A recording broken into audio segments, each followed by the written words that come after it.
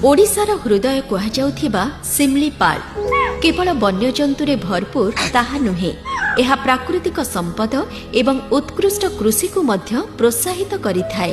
किंतु वर्षा जलर मात्राधिक अभाव एवं बन्या जल आसी माटीर उर्वरता धोई नहीं जाउथिबारु समयक्रमे सिमलीपाल अंचल मरुड़ी प्रवण होई उठिथिला एवं चाषी माननक पई एहा एक आह्वान सृष्टि करिथिला।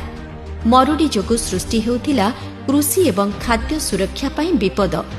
एही समस्यार मुकाबिला पई ग्लोबल एनवायरनमेंट फैसिलिटी द्वारा आर्थिक अनुदान प्राप्त एवं कृषि और खाद्य संगठनर तत्वावधान रे ग्रीन एजी प्रकल्प राज्य सरकार एवं स्थानीय समुदाय मानक समन्वय रे सिमलीपाल अंचल रे अभिनव 10% मॉडल उपस्थापन करिछि, जहाँ मरुड़ी परिस्थिति को मुकाबिला करने सहित खाद्य निरापत्ता सुनिश्चित करने वर्षा जल को अमल एवं संरक्षित करी एहाकु उपयोग करिथाए।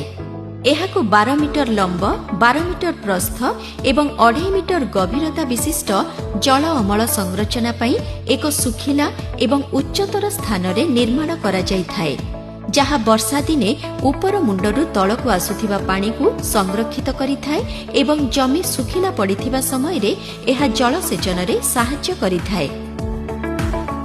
मो गुरासी मु काकरपानी गाँव रो बासिंदा। पूर्वरु मरुड़ी समय रे आमर फसल सुखी जाउथिला।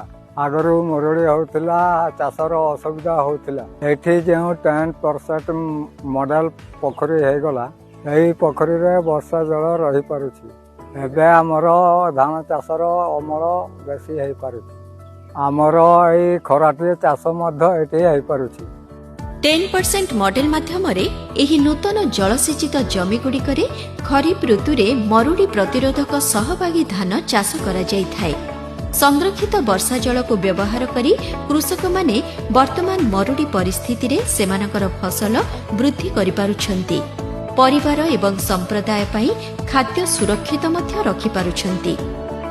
नमस्कार, मो ना दीपक हांसदा। मु ए सान्नेदाम रो बासिंदा। मु विगत 20 वर्ष हैला मु चाष काम करूची। मु प्रत्येक वर्ष आम गाँव रे जलर अभाव स्थिति देखिछि। एही 10% मॉडल हेबा जोगुरु चाष रे किछि हमर परिवर्तन हेइछि। मु वर्तमान अल्प खर्च रे जल संग्रहण करि पारुछि। फसल अमल वृद्धि देखि मु एबे बहुत खुशी अछि। एही प्रणाली केवल जल अभाव को समाधान करे ताहा नुहे, बरं स्थानीय संप्रदाय को मध्य सशक्त करिथाए। एहा चिरंतन चाष प्रणाली सृष्टि करे।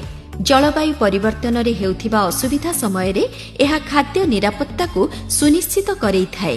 10% मॉडल सफलता हेउछि समिश्रणर शक्ति, स्थिरता वृद्धि तथा मरुड़ीर प्रभाव को ह्रास करिबारे ग्रीन एजी, मनरेगा एवं स्थानीय सरकारक समर्थन गुरुत्वपूर्ण अटे।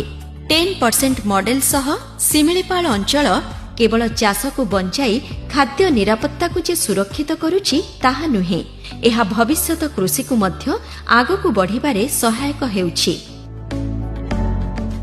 मिलित जातिसंघर खाद्य और कृषि संगठन सहयोगरे भारत सरकारक कृषि और कृषक कल्याण मंत्रणालय एवं परिवेश, जंगल एवं जलवायु परिवर्तन मंत्रणालय द्वारा ग्रीन एजी प्रकल्प जनहित रे कार्यकारी करा जाउछि।